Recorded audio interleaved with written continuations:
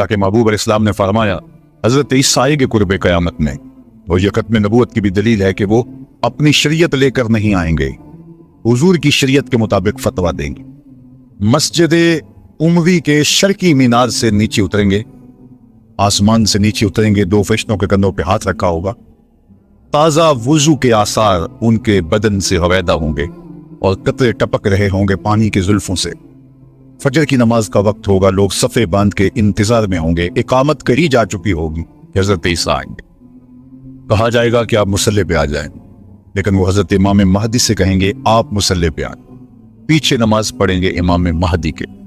میرے اور آپ کیا تو مولا نے کہا کروڑوں سلام ان پہ، فرمایا کہ وہ وقت کیسا ہوگا جب عیسیٰ ابن مریم آئیں گے لیکن امام تم سے ہوگا۔ تو حضرت امام مہدی کے پیچھے نماز پڑھیں گے، پھر حضور کے دین کے لیے میدان عمل میں نکلیں گے۔ اس وقت امت 3 گروہوں میں بٹ چکی ہوگی۔ آدھی سے آخر زماں پڑھیے، ایک گروہ کٹ چکا ہوگا، شہید ہو چکا ہوگا، ایک گروہ فرار کا رستہ اختیار کر لے گا، منطقیں تراش لے گا، فلسفے بگا رہا ہوگا۔ اتنی بڑی طاقت کے ساتھ لڑنا ہمارے بس کا روگ نہیں ہے، اتنے اسلحے، اتنے آلات حرب و ضرب، اتنی جدید ٹیکنالوجی ہمارے بس کا روگ نہیں مقابلہ کرنا، لہذا عافیت قدے میں بیٹھ جائیں گے۔ یہ دوسرا گروہ ہوگا۔ تیسرا گروہ میرے حضور نے ارشاد فرمایا کہ وہ اقصی کے دروازوں پر حق کے لیے لڑ رہا ہوگا۔ حضرت امام مہدی ان کے پاس آئیں گے، ہمارے بنگلوں میں نہیں آئیں گے، ہمارے فارم ہاؤسوں میں نہیں آئیں گے، ہماری مارکیٹوں میں نہیں آئیں گے، امام مہدی ان کے پاس آئیں گے، ان کو آ کے کہیں گے بتاؤ کیا کرنا ہے۔ حضرت عیسیٰ ان کے پاس آئیں گے اور کہیں گے بتاؤ کیا کرنا ہے۔ یا تو میں بد دعا کرتا ہوں اور یہ سارے جو ہیں وہ آغوش موت میں چلے جائیں گے اور تمہیں فتح ہو جاتی ہے، اور یا پھر ہم ان کے ساتھ لڑتے ہیں، اللہ ہمیں فتح دے گا۔ حضرت عیسیٰ کے انفاس سے دجال یوں پگھلے گا جیسے نمک میں پانی پگھلتا ہے، تو وہ سب کہیں گے ہم نے تو لڑنا ہے۔ حضرت عیسیٰ کہیں گے چلو پھر، اور اللہ تعالیٰ جل شانہ مسلمانوں کو وہ قوت دے گا۔ اور آج جو دلیر بنے ہوئے ہیں، کیونکہ 57 اسلامی ملکوں کے حکمران دیگی ہوئی بلین، اس لیے وہ شیر بنے ہوئے، اور آج وہ مسلم خواتین پر شراب پھینک رہی۔ چند اسرائیلی نوجوان اکٹھے ہوتے ہیں، وہ کہتے ہیں فلاں علاقے میں چلو، غزہ کے فلاں علاقے کی عورتیں بڑی خوبصورت ہیں۔ یہ امت کا، یہ آج کا درد ہے، لیکن ہمارے سینے میں ٹھنڈ پڑتی ہے حضور کن فرامین کو پڑھ کے کہ یہ کسی پتھر کے پیچھے چھپ کے پناہ لینا چاہیں گے تو مخبر صادق آمنہ کے لال نے فرمایا وہ پتھر آواز دے کے مسلم مجاہد کو کہے گا ادھر آ، یہ ظالم میرے پیچھے چھپا ہوا ہے۔ کوئی درخت بھی ان کو پناہ نہیں دے گا سوائے الغرقت نامی ایک درخت کے، جس کے بارے میں وہ جھاڑی ہے، حضور فرمایا شجرۃ الیہود، یہ یہودیوں کا درخت ہے، یہ صرف پناہ دے گا، اس کے علاوہ کوئی ان کو پناہ بھی نہیں دے گا۔ اور سنو تمہیں ٹھنڈ پڑنی چاہیے، ہمارا دل سلگ رہا ہے اس وقت امت کے حالات کو دیکھ کے، لیکن خزاں کے بعد کا موسم بہار ہوتا ہے، انشاءاللہ وہ وقت آنے والا ہے، اور یہ حضور کا فرمان اور صحیح حدیث ہے۔ اللہ کے محبوب نے ارشاد فرمایا پتھر اور گارے سے اور اینٹ اور جو ہے وہ مٹی سے بنا ہوا کوئی گھر، اون اور چمڑے کا بنا ہوا کوئی خیمہ پھر ایسا نہیں رہے گا جہاں کلمۃ الاسلام داخل نہیں ہوگا۔ گویا شرق سے غرب تک، شمال سے جنوب تک، کائنات کی ایک ایک چھت پہ جھنڈا میرے حضور کے نام کا جھول رہا ہو۔ اللہ کا وعدہ والذی ارسل رسولہ بالہدی ودین الحق لیظہرہ علی الدین کلہ، اللہ نے وعدہ کیا کہ دین اسلام کو میں غالب کر کے رہوں گا، رسول کو بھیجا اس لیے، اور وہ زمانہ، وہ وقت دیکھے گا 40 سال تک خلافت علی منہاج النبوہ قائم رہے گی، حتیٰ کہ بکری گھاٹ کے اوپر پانی پی رہی ہوگی تو شیر آئے گا تو ایک کونے میں پانی پی کے چلا جائے گا، اس کو ہمت نہیں ہوگی کہ بکری کو آنکھ اٹھا کے دیکھے کہ مسلمانوں کا خلیفہ بیٹھا ہوا ہے۔ 40 سال تک یہ امن قائم رہے گا، پوری دنیا کے اوپر جھنڈے میرے حضور کے جھولتے رہے، اور یہ وقت آنا ہے۔ میں نے اور آپ نے اپنی نسلوں کو بتا کے جانا ہے دجال کے بارے میں۔ صحابہ دجال کے بارے میں اپنی نسلوں کو یوں سکھاتے تھے جیسے قرآن کی آیتیں سکھائی جاتی۔ صحابہ کہتے ہیں حضور نے ہمیں دجال کے بارے بتایا، اور تھوڑے فاصلے پر کھجور کا ایک جھنڈ تھا اور حضور بیان کر رہے تھے، اور اس طرح حضور نے کہا کہ بس وہ بہت جلد آنے والا ہے، تو ہمیں لگا کہ اس جھنڈ کے پیچھے ہوگا کہیں، ابھی نکل کے آ جائے۔ اس قدر صحابہ کو بتایا کہ بہت جلد دجال ظہور پذیر ہونے والا ہے، اور آج تو دجالی فتنے پوری طرح سے محو نفوذ ہیں۔ और गली गली दज्जाल अपनी तमाम तवानाई के साथ मुसलमानों को जो है वो कैप्चर कर रहा है। मैं कहता हूं अगर हमने अपनी नस्ल को ना बताया तो आने वाली नस्ल हमारी दज्जाल के कब्जे में होगी, अगर उसके साथ नफरत पैदा ना की तो, क्योंकि वो भरपूर पैकेज भी देगा, जिंदा भी करेगा, मारेगा भी। आज भी लोग कहते हैं जनाब जो है वो हमने अपनी मैशत भी तो बचानी है, हमारे ऐवान बाला के अंदर करारदाद पेश की कि हमें भी डॉलर चाहिए, तो वो पैकेज भी देगा और दूसरी तरफ खौफ भी देगा, और बहुत सारे लोग दज्जाल के साथ खड़े हो जाएंगे। लेकिन जिनके सीने में ईमान का चरागा होगा वो टुकड़े टुकड़े भी कर देगा, फिर भी कलमा हक नहीं छोड़ेंगे। हमने अपने आप को इतना मजबूत करना है, अपनी नस्लों को इतना मजबूत करना है, ये किसी सूरत के अंदर भी दज्जाल के साथ खड़ी। ये जो 30 झूठे नबूवत के दावेदार हैं, इनको कज़्ज़ाब भी कहा गया, इनको दज्जाल भी कहा गया, और दज्जाल आजम बड़ा दज्जाल वो सबसे आखिर में आने वाला है। लेकिन वो उसका इस्तदराज तो होगा जो कुछ देर चलेगा, लेकिन हजरत ईसा के अल्फाज से वो पिघल जाएगा और अल्लाह इस्लाम का बोलबाला करेगा। तो आज नहीं तो कल इस्लाम का बोलबाला होने वाला है। इन मुश्किल हालात में तज़ब्ज़ुब में मुब्तला नहीं होना, कमजोरी में नहीं आना। ये मुश्किल हालात हैं इस वक्त उम्मा के ऊपर, और 56-57 इस्लामी मुल्क जो है वो हथियार फेंक चुके हैं। ये कल का ही आप जनरल असम्बली का इजलास उठा के देखिए, कश्मीर की बात की ही नहीं गई, छोड़ दिया कश्मीर को। फलस्तीन का भी नाम छोड़ दें, कोई परवाह नहीं, जमाना छोड़ दें। मैं कहता हूं मालिक वो जो डटे हैं अक्सा के दरवाजे पे, उनके हौसले न टूटने देना, उनको सरबुलंद रखना, उनको ऊंचा रखना, और उनके पैगाम का इबलाग दुनिया के ऊपर होगा। और इंशाअल्लाह वो वक्त आने वाला है कि पूरी दुनिया के ऊपर इस्लाम का गलबा होगा। आ मिलेंगे सीना चाकाने चमन से सीना चाक, बज़ में गुल की हम नफस बादे सबा हो जाएगी, शबनम अफशानी पैदा करेगी मेरी सोजो साज, इस चमन की हर कली दरदाश ना हो जाएगी। आसमां सार के नूर से होगा आईना पोश, और जुल्मत रात की सीमा पा हो जाएगी। शब गुरेजा होगी आकर जलवाए खुर्शीद से, ये चमन मामूर होगा नगमाए तौहीद से। इंशाअल्लाह हमने हिस्सा डालना है और दुआ करनी, अल्लाह अगर हमारी जिंदगी में हजरत इमाम महदी हजरत ईसा आए, अल्लाह उनके लश्कर में शामिल फरमाना, और हमारी औलादों या औलादों की जिंदगी में ये सादत उनको नसीब हो, तो अल्लाह वो दज्जाल के साथ ना खड़े हों, वो इमाम महदी के साथ खड़े हो, हजरत ईसा के साथ खड़े। और इंशाअल्लाह मुझे यकीन है कि हमारी नस्लें दज्जाल के साथ नहीं खड़ी होंगी, क्योंकि रूह और दीन का नूर उनके सीने के अंदर ढेल गए। उसके 2 आंखों के दरमियान वाज़े तौर पे काफिर लिखा होगा, जो मोमिन देखेगा भी, पहचानेगा भी, और जब पहचान लेगा फिर कोई फर्क नहीं पड़ता कि उसके टुकड़े किए जाते हैं, उसके जिस्म की बोटियां की जाती हैं या कीमा किया जाता है, उसको कोई फर्क नहीं पड़ता। वो खड़ा होकर कहेगा कि मैं तेरे साथ नहीं हूं, मैं हजरत ईसा के लश्कर में शामिल हूं। अल्लाह जल्ला शानहू की बारगाह में आप सारे लोगों की आमीन के साथ दुआ है कि अल्लाह इस उम्मत को गलबा अता फरमाए और हमें हुजूर अलैहिस्सलातु वस्सलाम के दीन का सच्चा सिपाही बनाए, और दुनिया आखिरत की बलाइयां हमारा मकसूम करे। इकबाल के सारे फलसफे का रस नचोड़ें तो जो जूस निकलता है, रस निकलता है, वो ये है कि मोहम्मद से वफा तूने तो हम तेरे हैं, ये जहां चीज है क्या लौहो कलम तेरे हैं। इकबाल कहता है हुजूर से वफा कर लो, फिर कलम भी तुम्हारे हाथ में दे देंगे, तख्ती भी तुम्हें ही दे देंगे, लौह भी तुम्हें पकड़ा देंगे, फिर तुम्हारी तकरीर के फैसले वाशिंगटन में नहीं होंगे, बल्कि खुदा बंदे से खुद पूछेगा बता तेरी रजा क्या है। अनवर निकालते हैं और पहरे पर मामूर उस सहाबी को इरशाद फरमाते हैं कि तुम चले जाओ, मेरी हिफाजत मेरे रब ने अपने जुम्मा करम पे ले ली। सवाल ये है कि जितने भी पैगंबर, नबी, रसूल,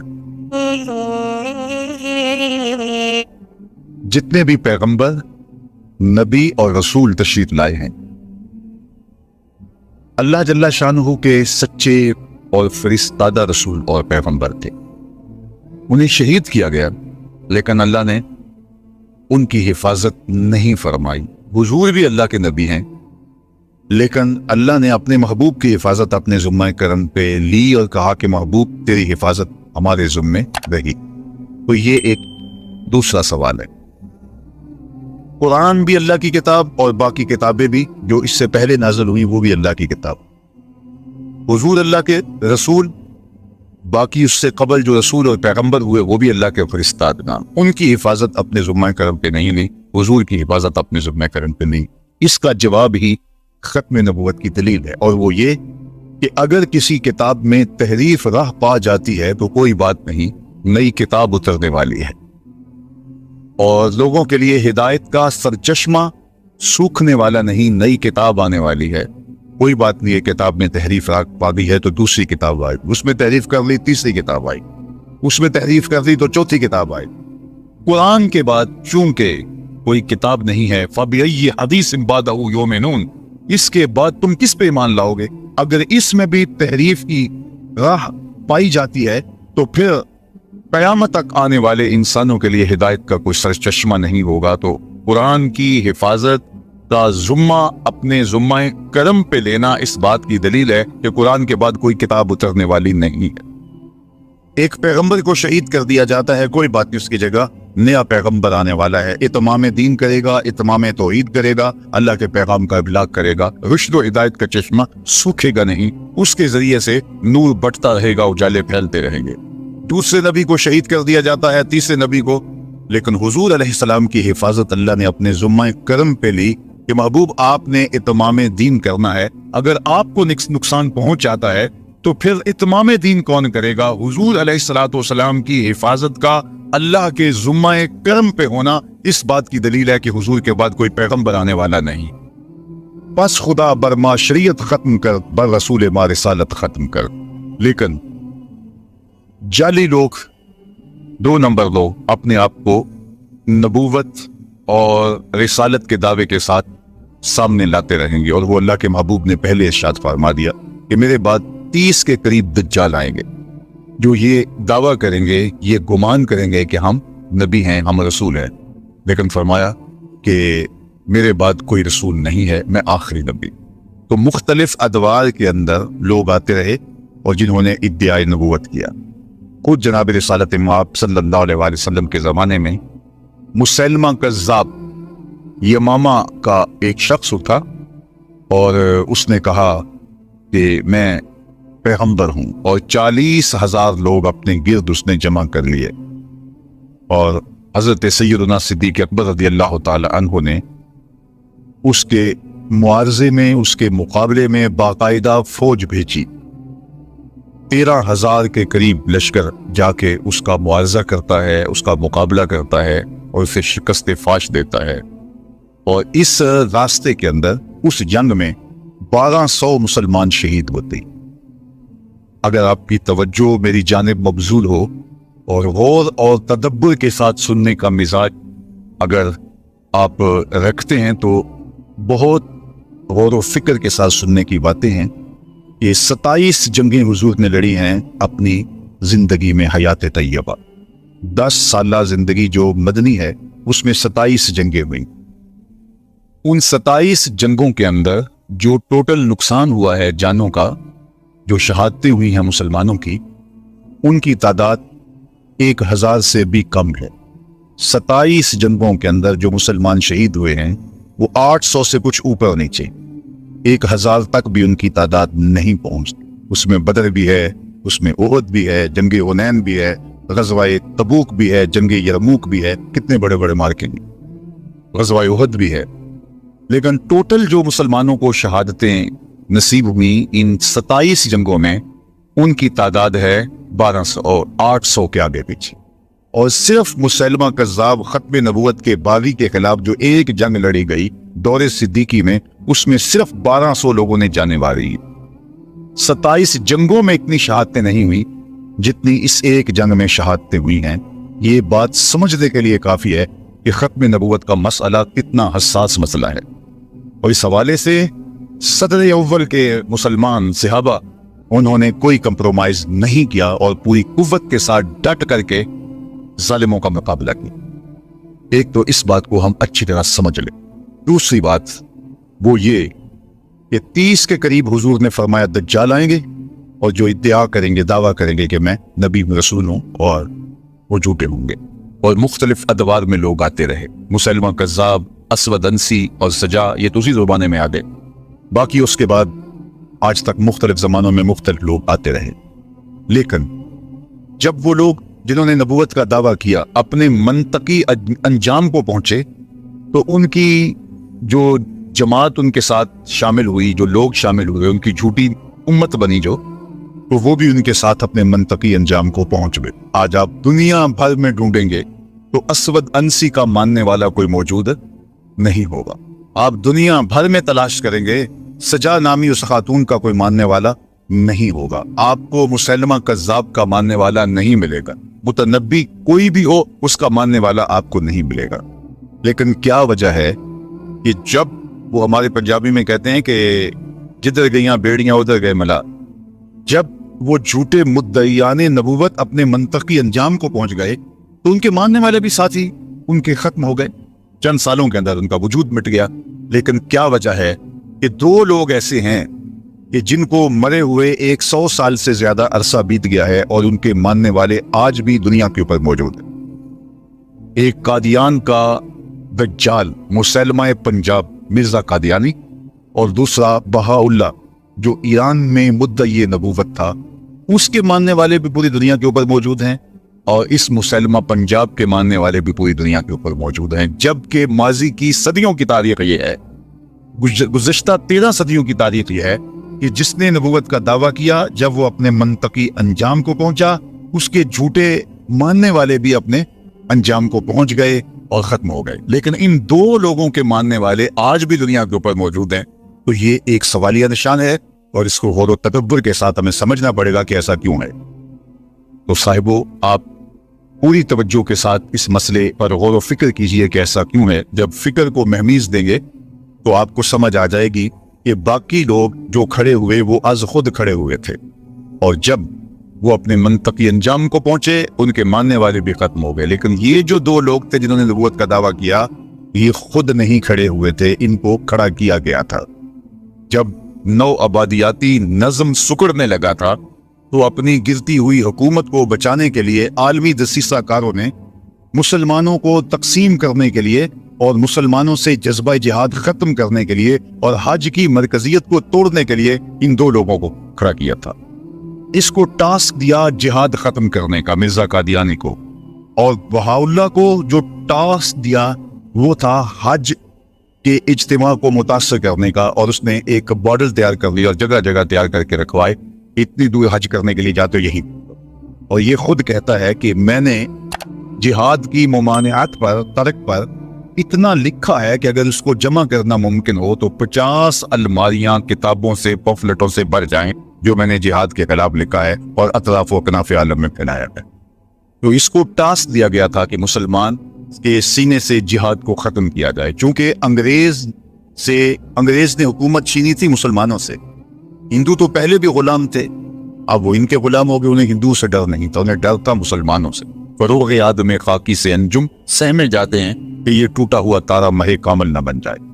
इसलिए वो कुव्वत जिसे जिहाद कहते हैं उसको खत्म करने के लिए मिर्जा गुलाम मोहम्मद कादियानी को खड़ा किया गया, और उसकी जितनी भी तहरीरात हैं आप पढ़ के देखें तो उसमें उसने जिहाद के खिलाफ बात की है कि ये नहीं होना चाहिए, कलम का जमाना है, जिहाद का जमाना नहीं है। अगरचे उम्मत मुस्लिमा ने उसको मुस्तरद कर दिया और वो बदतरीन मौत मर गया, लेकिन चूंकि जिन्होंने खड़ा किया था वो तो आज भी उनकी सरपरस्ती कर रहे हैं, लिहाजा उनके मानने वाले आज भी मौजूद है। उस दौर के अशराफिया ने माना था, क्योंकि ताजे बरतानिया के जेरे साया ये पौधा काश्त किया गया था और उन लोगों को इसके साए में लाके बिठाया गया था, तो उस दौर के अशराफिया ने माना था और उसको अपना माज़अल्लाह पैगंबर कहा था। और आज भी मगरब धड़ाधड़ उनको वीज़े देता है, जबकि आज उन मुमालिक का वीज़ा लेना कार इदारत, लेकिन उनको 1 सेकंड में वीज़ा मिल जाता है। और वो इसलिए कि उनके सरपरस्त जो है वो उनको जो है वो रास्ता देते हैं और उनको हिफाजतों का हिसार देते हैं और उनको तकरीम देते हैं। इसलिए आज भी पाकिस्तान के अंदर 1 साल में मुहतात अंदाजे के मुताबिक 10,000 लोग 1 साल में बैरूने मुल्क जाने के लिए अपने आप को मिर्ज़ई लिख रहे हैं। और मिर्ज़ई लिखने का मतलब मिर्ज़ई हो जाना है। अगर कोई शख्स कहता है कि चलो कोई बात नहीं, मैं ऊपर ऊपर से लिख रहा हूँ, शरीयत के हकाम ज़ाहिर पे होते हैं, वो मिर्ज़ई हो जाता है। और हमारे करीब एक वाक़या हुआ कि एक शख्स ने बैरूने मुल्क जाने के लिए कागज़ भरे और उसके ऊपर मिर्ज़ई लिखा, लेकिन अभी जा नहीं सका था। वो बदबख्त के मौत की घाट उतर गया और अल्लाह की गिरफ्त में आ गया। तो उसके ख़ानदान वालों ने कहा कि चूंकि ये तो एक तरीका था बाहर जाने का, उसे मुसलमानों के कब्रिस्तान में दफन कर दिया गया। लेकिन फिर बाद में वो मुसलमानों के एहतजाज की वजह से उसको उखाड़ करके मुसलमानों के कब्रिस्तान से निकाला। तो ये बात जहन में रखिएगा कि ये खुद काश्ता पौधा नहीं है, बल्कि ये यहूदियत का काश्त किया हुआ पौधा। इसलिए अल्लामा इकबाल ने कहा था कि मिर्जाइयत यहूदियत का चरबा है, और किसी ने कहा था कि ये इस्लाम के भी दुश्मन है और पाकिस्तान के भी दुश्मन, और इन्होंने हमेशा इस्लाम को नुकसान पहुंचाया और इन्होंने हमेशा पाकिस्तान को नुकसान पहुंचाया। लेकिन दुनिया की तारीख का ये अनोखा बब है कि पाकिस्तान की नेशनल असेंबली में इनको कानूनन पाकिस्तान के आईन और दस्तूर के मुताबिक काफिर डिक्लेयर किया गया। लिहाजा इन्होंने उसको माना नहीं, तस्लीम नहीं किया, और दर बदरी की ठोकरें खा रहे हैं और जलील और रुस्वा हो रहे हैं। लेकिन ये कानून बाकी रहेगा। आए दिन छेड़छाड़ की जाती है और ये कोशिश की जाती है, और लोगों के दिल में इनका जो है वो इनको मजलूम बना के पेश किया जाता है कि ये भी तो इस मुल्क के बासी हैं, इनको भी हक होना चाहिए, और ये हुकूमत फैसला वापस ले ले किसी तरह से, या उसके अंदर कोई तरमीम कर ली जाए। लेकिन मैं कहता हूं कि आसमान तो फट सकता है, जमीन के टुकड़े तो हो सकते हैं, चांद बेनूर हो सकता है, सूरज बेनूर हो सकता है, लेकिन मिर्जाई कल भी काफिर थे, मिर्जाई आज भी काफिर हैं, और मिर्जाई कल भी काफिर रहे। मिर्जाई कभी भी जो है वो इस दायरे से नहीं निकल सकते, क्योंकि जो हुजूर के खत्म नबूवत का मुनकर है वो काफिर है। दूसरी बात आपकी तवज्जो चाहूंगा, अल्लाह आपके जज्बों को सलामत रखे, लेकिन मैं चाहूंगा कि ज्यादा से ज्यादा आप इस मसले को सुनने की कोशिश करें। नारों का ज़ौक़ आखिर में, बाद में, या इससे पहले भी मेरा ख्याल आप पूरा कर चुके होंगे। बस मेरी गुफ्तगू की तरफ आपकी तवज्जो रहे तो ये जिहाद के खिलाफ एक अमली तहरीक थी, और इसकी सरपरस्ती उन लोगों ने की जिनको जिहाद से खतरा था, और ये वही लोग थे जिन्होंने मुसलमानों से हुकूमत चुनी थी। पाकिस्तान बनने के बाद भी इन्होंने पाकिस्तान को कबूल नहीं किया। आज भी रबवे के अंदर जो कब्रें हैं, वहां जो लोग इनके दफन होते हैं उनको अमानतन दफन किया जाता है। वो कहते हैं कि पाकिस्तान टूट जाएगा, इनके अकायद में ये शामिल है, और हम इन लाशों को उठा के कादियान में जाके दफन करेंगे। जब पाकिस्तान एटमी ताकत बना तो पूरी दुनिया के ऊपर चरागम किया गया, लेकिन रबवे में सोग मनाया। और जब पाकिस्तान दो लख्त हुआ, पाकिस्तान जब टूटा और बांग्लादेश और पाकिस्तान दो अलग हिस्सों में बटा, तो उस वक्त कादियान में चरागम किया गया था, और इनका ख्याल था कि पाकिस्तान भी अनकरीब टूट जाएगा। लेकिन मैं बार बार कह चुका हूँ, मुश्किल वक्त कौमों पे आते हैं, आते रहेंगे, हमारे घरों में भी आते हैं, खानदानों में भी आते हैं, बस्तियों शहरों में भी आते हैं। लेकिन सुन लीजिए, पाकिस्तान खत्म होने के लिए नहीं, कयामत तक कायम रहने के लिए मार्ज़ वजूद में आया। पाकिस्तान मिटने के लिए नहीं बना था। ये सब हिलाली परचम कयामत तक फजाओं में झूलता रहेगा, और पाकिस्तान कल भी जिंदाबाद था, पाकिस्तान आज भी जिंदाबाद है, और पाकिस्तान का नाम रोशन रहेगा। मुश्किल वक्त गुजर जाएगा इंशाअल्लाह, और पूरे पाकिस्तान की अज़मतों के लहरा कर। तीसरी बात, और मेरी गुफ्तगू इख्तिताम की तरफ चली जाएगी, कि जिहाद के खात्मे के लिए ये सारा ड्रामा रचाया गया था।